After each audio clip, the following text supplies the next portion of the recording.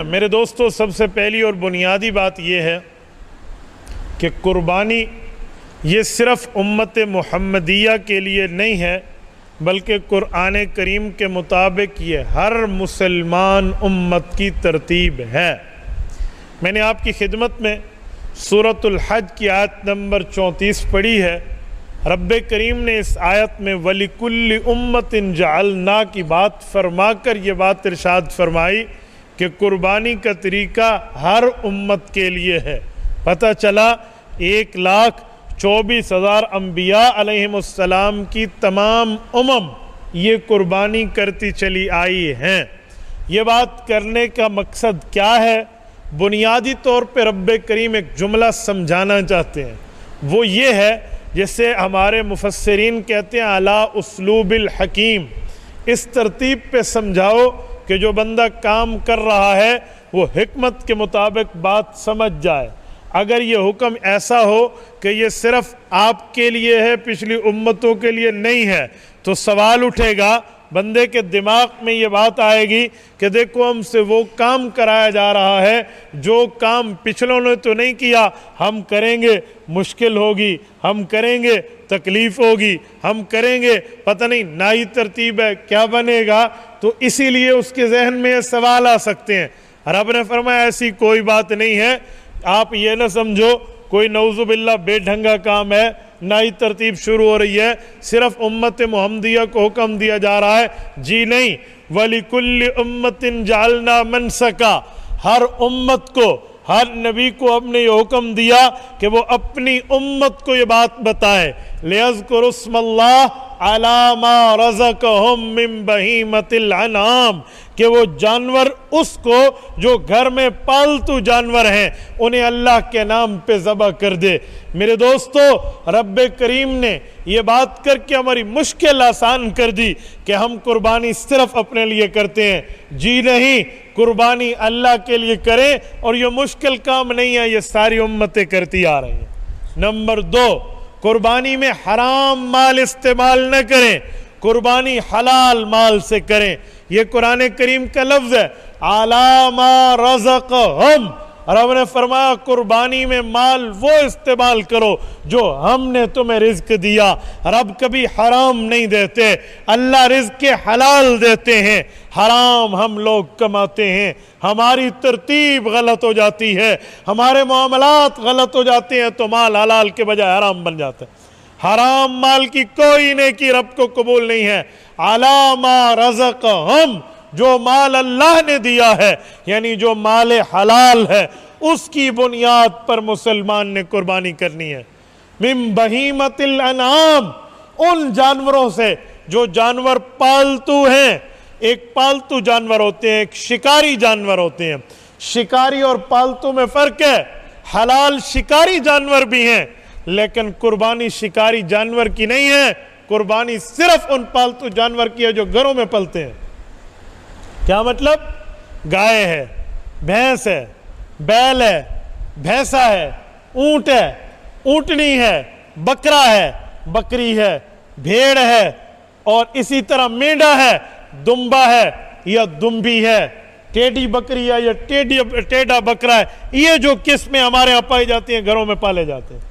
آپ نے کبھی نہیں دیکھا گھروں میں عام طور پہ لوگ ہرن پالیں، آپ نے نہیں دیکھا 12، 13، 14 سنگا پالیں، آپ نے نہیں دیکھا کوئی مارخور پالے گھر میں۔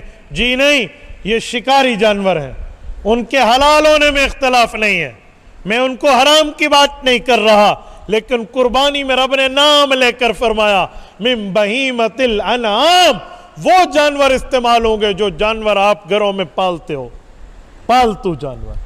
تو یہ فیصلہ ہو گیا، ہر امت نے بھی کیا ہے، حلال مال سے بھی کیا ہے، اور پالتو جانوروں سے کرنا ہے۔ اور چوتھے نمبر پہ بڑا زبردست جملہ، لِيَذْكُرُوا اسْمَ اللَّهِ، اللہ کے نام کی بلندی کے لیے۔ اس سے علماء نے نقطہ اخذ کیا ہے کہ جو قربانی کرتے ہیں خالصتاً گوشت کھاؤں گے، اس کی قربانی نہیں ہوتی۔ کہ بھائی گوشت تو تجھے ویسے ہی مل جائے گا، تو نے گوشت کھانے کی نیت، اکل لحوم کی نیت خالصتاً ہو، اس میں اللہ کی رضا نہ ہو، تو قربانی نہیں ہے۔ چلتے ہیں رسالت مآب علیہ السلام کی زندگی مبارک میں دیکھتے ہیں۔ حیات نبویہ میں دیکھتے ہیں حضور پاک علیہ الصلوۃ والسلام نے قربانی پر کیا کیا ہمیں بتایا اور کیا عمل کیا۔ حضرت جابر فرماتے ہیں مکث رسول اللہ صلی اللہ علیہ وسلم المدینہ 10 سنین یضحی، جامع ترمذی، فرمایا لوگو رسالت مآب نے 53 سال کی عمر میں ہجرت فرما کر مدینہ میں 10 سال قیام کیا، اور 10 سال اللہ کے رسول صلی اللہ علیہ وسلم قربانی فرماتے رہے، 10 سال قربانی فرماتے ہیں۔ آؤ ذرا رسول اللہ صلی اللہ علیہ وسلم کے نصاب کو دیکھتے ہیں کہ کیا کوئی ایک سال ایسا بھی آیا رب کریم کے اس رسول کریم پر جب وہ اتنے مالدار ہوں، کیا ان کے پاس 52.5 تولہ چاندی جتنا مال جمع ہو چکا ہو؟ اور یہ بھی یاد رکھیں 52.5 تولہ چاندی اور 7.5 تولہ سونا، یہ آپ کی اور میرے وزن ہے۔ حضور کے زمانے میں یہ تولہ بولا نہیں ہوتا تھا، رسول اللہ کے زمانے میں درہم اور دینار ہوتے، درہم چاندی کا، دینار سونے کا۔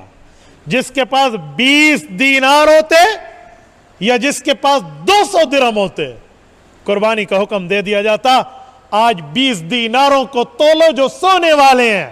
میں نوٹ کے دینار کی بات نہیں کر رہا کہ آپ کرنسی آف دا کویت سمجھ لیں کہ کویت کی کرنسی، نو، وہ سونے کا دینار جو رسول اللہ کے دور میں تھے، گولڈن سپیرو کہتے ہیں عام زبان میں، وہ 20 کو آپ وزن کریں تو 7.5 تولہ سونا بنتا ہے، اور 200 درہم کی چاندی کو وزن کرے تو 52.5 تولہ بنتی ہے۔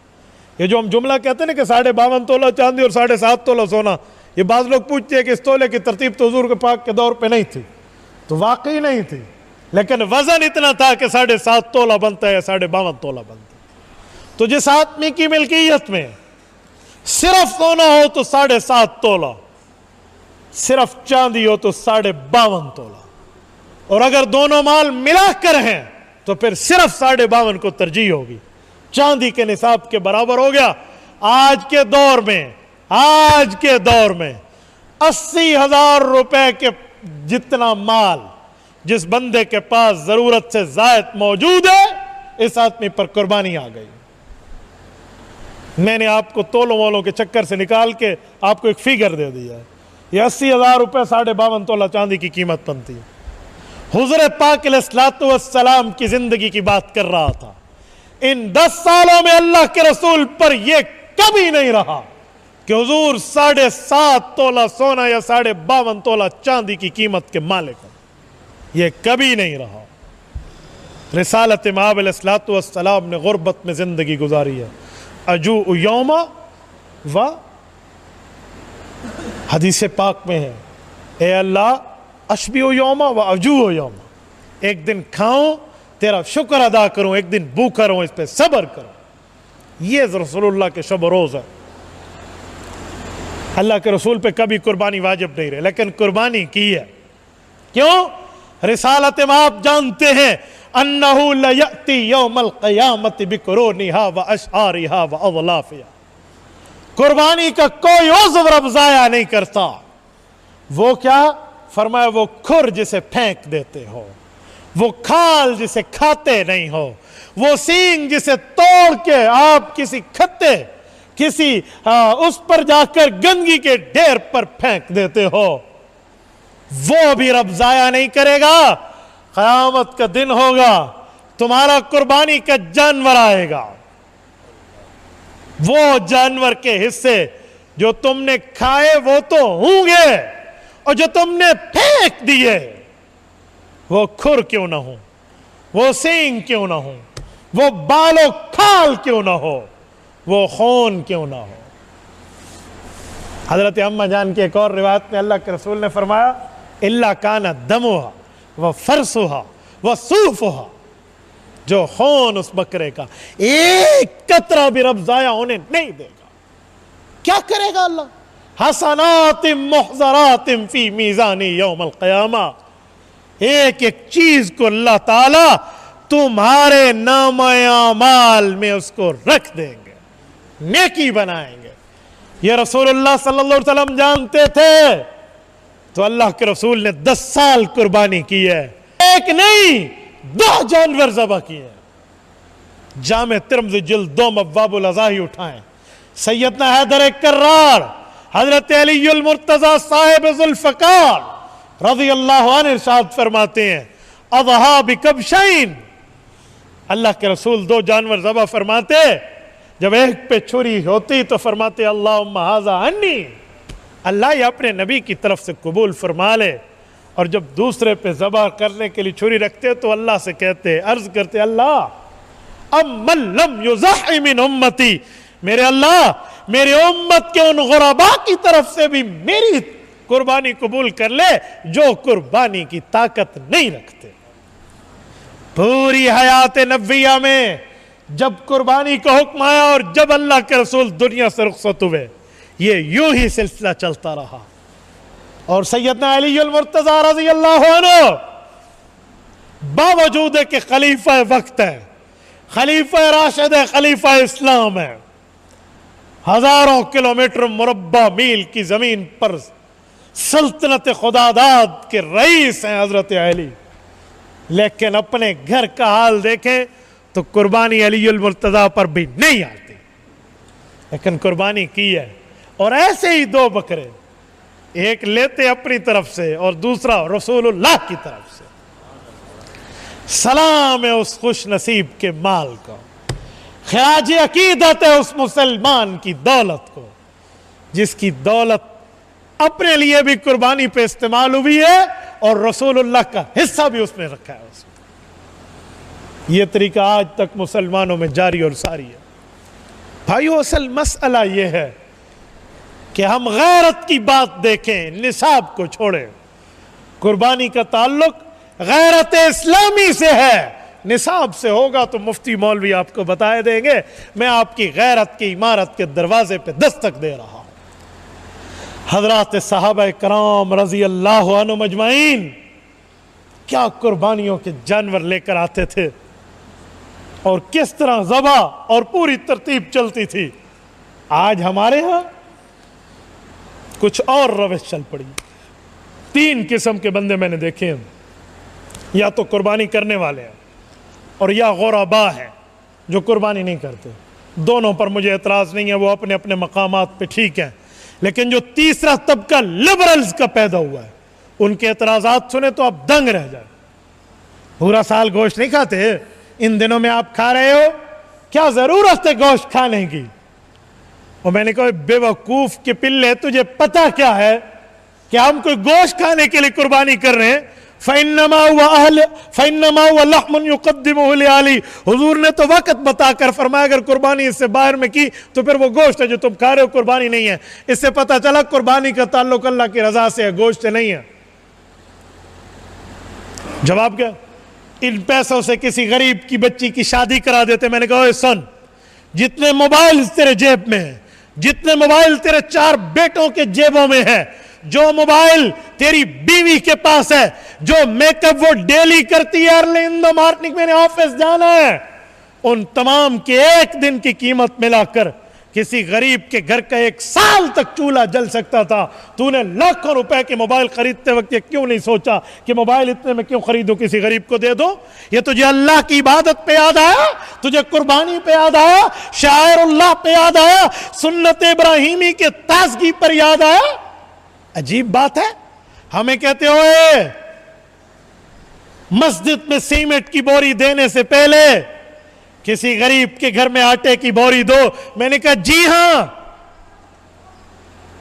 13 پرو میکس لینے سے پہلے جو 3 لاکھ کا موبائل ہے، کسی غریب کے گھر میں جا کے کوئی بوری ڈال دیتا آٹے کی، تجھے یہ اس وقت یاد کیوں نہیں آتا؟ اچھی سے اچھی گاڑی لے کر اور اپنے ٹور سسٹم اور پتہ نہیں کیا کیا کو سیٹ کرتے ہو، اس وقت غریب بھول جاتا ہے، یاد صرف اسلامی حکم پہ غریب آتا ہے۔ عجیب روش چل پڑی ہے، عجیب اعتراضات ہیں۔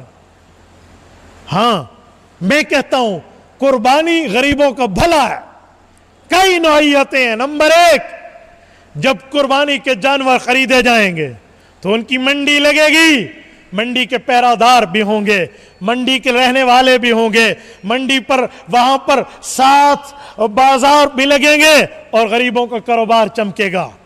اور پھر غربار جن نے سال پورا قربانی کے جانور پالے وہ بیچیں گے تو انہیں منافع بھی ہوگا. اور جب ہم کاروبار کے لیے ایک سے دوسری جگہ جانوروں کو بھیجیں گے تو ٹرانسپورٹ والوں کا بھی فائدہ ہوگا. اس کے ساتھ گھاس کاٹ کے اسے کترا بنا کر کھلانے والوں کے گھر کا چولہا بھی جلے گا, اور اس کے ساتھ حفاظت کرنے والوں کے رزق بھی کھلیں گے. ہاں اس کے بعد کسائیوں کے گھر کی آگ بھی جلے گی, اور اس کے بعد باقی معاملات میں یہ جو آپ کھال بیچیں گے تو جو کھال آگے جائے گی, جو دباغت کرے گا, جو صفائی کرے گا, جو آگے جو کوئی چیزیں فیکٹری تک لے کر جائے گا, اس غریب کی روزی بھی کھلے گی. پھر اس سے جو جا کر جوتے بنے گے, اس سے جا کر کچھ اور جائے نمازیں بنے گی, وہ جو بکیں گے, اس سے بھی غریب کی معیشت ٹھیک ہوگی. تو بھی 2 باتیں لے آیا تو 4 میں بھی لے آیا. یہ کون سے بچوں والی پٹی تو ہمیں پڑھا رہا ہے؟ اجی اس سے معیشت کو نقصان ہوتا ہے. سن, خالق جل مجدہ والا رب, رزق کا ذمہ دار اللہ.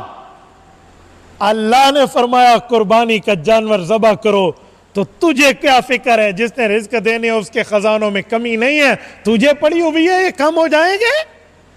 سنو لبرل, تیرا دماغ نہیں ہے, ورنہ دین کے تابع ہوتا تو تجھے سمجھ آتی کہ جو کٹتا ہے وہ بڑھتا ہے, جو نہیں کٹتا وہ نہیں بڑھتا. قربانی کی برکت بیل, گائے, اونٹ, بکرا, بکری, دبا دمبی اتنے بڑے ہیں کہ ان کی ماں 1 بچہ یا 2 بچے جنتی ہے, لیکن کتنے ریوڑ ملتے ہیں, گلا بانیاں ملتی ہیں, گڈریاں ملتے ہیں, جو چراتے ہوئے ریوڑ آپ کو نظر آئیں گے. لیکن میں نے نہیں دیکھا کہ کتے کو کاروبار کے لیے, قربانی کے لیے اسی نے استعمال کیا ہو. تو کتے کے تو کوئی آپ کو نظر نہیں آئیں گے قربانی, گدھے کی تو کوئی نظر نہیں آئے گی. جتنے بکروں کے ریوڑ ہیں آپ کو کتوں اور گدھوں کے ریوڑ تو اتنے نہیں ملتے. پتہ چلا جو کٹتا ہے وہ بڑھتا ہے. کھول کے قربانی کیجئے. 80,000 روپے جتنے بندہ پیسوں کا مالک ہے, یا اتنے پیسے کسی بندے نے اس کے قرض دینے ہیں, یا اتنے پیسوں کی ایک کمیٹی دے چکا ہے جو نکلنی ہے, یا اتنے پیسے اس کے بینک میں موجود ہیں, یا اتنے پیسوں کا کل ملا کے سونا چاندی اور مال تجارت اتنے تک کا ہے, اس پر قربانی واجب ہے. یوں نہیں کہے گا ہم گھر میں 4 بھائی ہیں, ہمارا چولہا اکٹھا جلتا ہے تو قربانی ایک کرے گا. بھائی جیسے چاروں بندے الگ الگ کھانا کھاتے ہیں, چاروں بندے الگ الگ نماز ادا کرتے ہیں, چاروں بندوں کی ایک بندہ نماز نہیں پڑھتا, تو یہ قربانی بھی چاروں کی الگ الگ ہوگی, ایک پہ نہیں کرے گا. صحیح اشارہ, چولہا اکٹھا ہے. تو میں نے کہا میں نے تجھ سے پوچھا میں تیرا چولہا انجے, میں نے پوچھا آپ کا چولہا الگ ہے, تو بھائی جو شریعت کا حکم ہے وہ حکم ہے. یہ ابھی میں آتے ہوئے آ رہا تھا, راستے میں فون چل رہی تھی ایک بندے کی بات, تو اجی ابا جی قربانی کرتے ہیں, ہم میں سے تو کسی کی شادی نہیں ہوئی. میں نے کہا قربانی کے لیے شادی تھوڑی ضروری ہے. ہاں بیگم آئے تو قربانی ہوگی ورنہ نہیں ہوگی. اس کا معنی ہے جتنے کوارے ہیں وہ سارے بسم اللہ کر کے آرام سے بیٹھے ہیں. ایسا تو مچھا تو تیل لا کے باسو بھائی ساری تو کوئی قربانی شربانی کوئی نہیں. تو بھائی یوں تو نہیں ہے. آپ کی مالیت دیکھی جائے گی, حیثیت دیکھی جائے گی. میاں کے پاس اتنا پیسہ الگ اور بیگم صاحبہ کے پاس الگ, دونوں پہ الگ الگ قربانی ہے. یہ نہیں میں نے مصالحے کی دی ہے, میرے خاوند نے کر لی بس بہت ہو گیا. جی نہیں, میاں کے پاس الگ صاحب نصاب ہے تو بیوی الگ صاحب نصاب ہے. ایسی تھوڑی ہے. اچھا یہ مسئلہ صرف آپ کو دینی معاملات پہ سمجھ آتا ہے, روٹی کھاتے وقت تو نہیں آتا. آپ نے روٹی کھا لی, ٹھیک ہے ہمارا چولہا ایک ہے, میری بھی کھا لی گئی. ادھر تو کسی کو سمجھ نہیں آتا, اور ادھر کے نہیں صحیح لیلا ہک کو چاہے سارا چولہا ایک ہے, ہمارا چولہا ایک ہے تو بکرا بھی ایک. تو بھائی یوں نہیں چلے گا. اور کوئی ہمیں کہتا ہے مول صاحب ذرا نرمی کرو, تو میں انہیں کہتا ہوں تمہارا ختم نبوت پہ ایمان نہیں ہے. کیوں نہیں, ہمارا تو ختم نبوت پہ ایمان ہے. تو میں نے کہا پھر مجھے کیوں کہتے ہو نرمی کرو. نہیں میں کہہ رہا ہوں میں نے کہا سن, جب رسول اللہ صلی اللہ علیہ وسلم آخری نبی ہے, نیا نبی پیدا نہیں ہونا, تو جو مسئلے حضور اور شریعت نے ہمیں بتائے ہم وہی بتائیں گے. नऊज़ बिल्लाह, तू नया नबी समझता है मौलवी को कि वो नरमी करे और मसला बदलवा के दे दे। मौलवी मसला बदलेगा तो उसका ईमान बदलेगा। बाबा मौलवी मसला बताने वाला है, बनाने वाला नहीं है। यकीमुल उम्मत हज़रत थानवी की मलफूजात में है कि हम बित्ता वाले हैं, बिन नून वाले नहीं हैं, बनाते नहीं हैं, बताते हैं। हज़रत थानवी रहमतुल्लाह पेश कर रहा हूँ। तो भाई हम तो वही बात करेंगे ना जो बात है। तो ये कुर्बानी के मुतालिक चंद बातें मैंने आपकी खिदमत में कर ली हैं, तो इसलिए इस हिसाब से आप कुर्बानी ज़रूर कीजिए और इसमें किसी किस्म की कोई कोताही न कीजिए। बस 3 दिन है, तीसरे दिन आप जिस वक्त भी करना चाहें, पहले दिन आपने बकरा ईद के बाद शुरू करना, ठीक है। रात को भी कुर्बानी होती है, दिन को भी होती है। हमारे जो बाज़ फुक़हा ने रात को कुर्बानी मकरूह लिखा है, उनने अपने ज़माने के हिसाब से ठीक लिखा है। उस वक्त यूँ लाइट्स नहीं थी, तो रात को पता नहीं गिच्ची कौंधे पे कि पूछ कौंधे पे, क्या पता चलता था कहाँ छुरी फिर रही है, अंधेरा होता था तो उन्होंने कहा कुर्बानी मकरूह है। आजकल तो लाइट्स का इंतज़ाम है, जहाँ लाइट्स हो तो आप रात को करो कुर्बानी, दिन को करो, नो इशू, कोई प्रॉब्लम नहीं है इस पर। तो मेरे दोस्तों, ज़बह करने वाला कम अज़ कम मुसलमान ढूंढे, ठीक है। वो कहते हैं आजकल आले किताब हैं, ये आले किताब नहीं है, ये मुर्तदीन के दर्जे से भी ऊपर हो चुके हैं, इसलिए इनके चक्करों में आप ना पड़ो। ज़बह करने वाला मुसलमान हो। जी हाँ, ये ना हो मेरे पास एक बंदे बता रहे थे कि वो चांद की शहादत देने आए, जी मैंने चांद देखा है, मेरी शहादत लो। तो मौलाना साहब ने कहा रोज़ा भी रखा है? वो गवाही चांद की दे रहा था, रोज़ा रखा है? उन्होंने कहा जी बड़ा गुनाहगार हूँ, बस अगले साल से रखना शुरू करूंगा। तो उन्होंने कहा जाओ, तेरा चांद देखने का कोई एतबार है जो तू की मुसलमानों की ईद कराने के चक्कर में आया हुआ है, और खुद अपना ऋतु ने पता नहीं रोजा रखा भी है या नहीं रखा। कहते दुआ करो, बड़ा गुनाहगार, इरादा है अगले साल को रखे सा। लो जी, तो बंदे की हैसियत तो आप देखें जिससे ज़बह करें, जिसको कोई पता वता तो। और एक जुमला कहता हो, अगर कोई कसाई बैठा हो तो नाराज ना हो, अगर होगा भी तो एक ना 10 दफा हो, मसला मैं बता जाऊंगा। बाज कसाई जालिम है, जालिम बाज, हर नहीं। वो जुल्म क्या करते हैं, ज़बह का हुक्म है, उसके बाद उसको छोड़ दो कुछ टाइम के लिए, ताकि वो फड़के तड़पे और उसका खून अंदर का निकले। इसके 2 फायदे हैं। एक तो शरीयत बता रही है कि दमे मसफू, पलीत खून निकलेगा, ज़बह के वक्त वाला खून पलीत होता है, बाकी का नहीं है। दूसरा, मेडिकल साइंस कहती है, ये डॉक्टर रात बैठते हैं हमें बताते हैं कि अंदर अगर ये खून ठहर गया तो बीमारियां पैदा होती हैं, वो भी निकल के आए। आओ दमम मसफूहा जैसे कुरान कहते हैं। मैंने बाज कसाईयों को देखा है जो बकरे को तड़पने फड़कने नहीं देते, वो ऊपर पकड़ के बैठे होते हैं, ऊपर पकड़ा होता है, यूं नहीं है। उसके तो हाथ पांव खोल देने चाहिए। बकरे के ज़बह के बाद हाथ पांव खोल दें, जानवर की ज़बह के बाद उसके हाथ पांव खोल दें। शायद बात में आपको कोई कहे कि मौलवी ने कहा हाथ पांव खोल दें, गाय के हाथ भी होते हैं। शायद कोई आपको कहे हाँ होते हैं भाई, अगले 2 पांवों को हाथ कहते हैं, पिछले 2 को पैर कहते हैं। कोई बंदा कॉमन सेंस रखे तो बहुत अच्छा पता चल जाता है, तो वो खोल देने चाहिए ज़बह के बाद। अब उठ के भाग नहीं जाएगा, ताकि उसका खून सही तरीके से निकल जाए। मैंने ऐसे ऐसे जालिमों को देखा जो दोबारा छुरी मारते हैं उसकी इस नरगट के साथ, ताकि वो ज्यादा पकड़े। क्यों? 2 मिनट तुमसे आराम नहीं होता? नहीं, मैं डू ले बैठ ढामने। क्या कहते हैं, मैंने 2 और भी ज़बह करने। तो दफा करो ऐसे बंदों को जो आपके कुर्बानी के जानवर को जलील करे, उससे पूरा फड़कने दो। और मैं एक जुमला कहता हूं कि जब जानवर ज़बह हो जाए ना, तो जो रस्सी जानवर की है ना, अब तो फारिग हो गई, वो निकाल के 5 मिनट इस कसाई को बांध दो जो ड्रामे कर रहा है। हाँ, वो तो वेली थी कि भाई को तो बद्धो। अजीब बात है, क्या जुल्म और तशद्दुद शुरू किया हुआ है। और कुछ जालिम वो भी हैं जो एक जानवर के सामने दूसरे जानवर को ज़बह करते हैं। मैंने इन आंखों से एक जगह में देखा है, एक ऊंट को एक ऊंट के सामने ज़बह किया, ऊंट का बच्चा जो था उसकी आंखों से यूं आंसू जारी थे, वो रो रहा था। क्या हैसियत है हमारी, क्या जवाब देंगे अल्लाह ताला को? हदीस पाक में इतना मना है कि आप छुरी भी उसके सामने तेज न करो, इतना मना है। याद रखना, एक साहबी यूं कर रहे थे तो रिसालत इमाम ने क्या जुमला फरमाया, فرمایا اسے دوسری موت نہ مار، ایک اسے دکھا کر اور پھر اس کو قتل، دو موتیں اس پر جمع کر رہے ہو۔ اگر جانور 4 اکٹھے ذبح کرنے تو 3 کو کسی اور جگہ لے جاؤ، ان کے سامنے نہ کرنا، وہ خون تک بھی نہ دیکھے، اس کا کٹا ہوا سر تک بھی نہ دیکھے۔ میرے مسجد کے امیر صاحب ہے محمد طارق صاحب، اللہ اسے جزائے خیر دے، اس نے مجھے یہ مسئلہ سننے کے بعد کہا کہ مفتی صاحب آپ کو ایک بات بتاؤں؟ میں نے کہا جی۔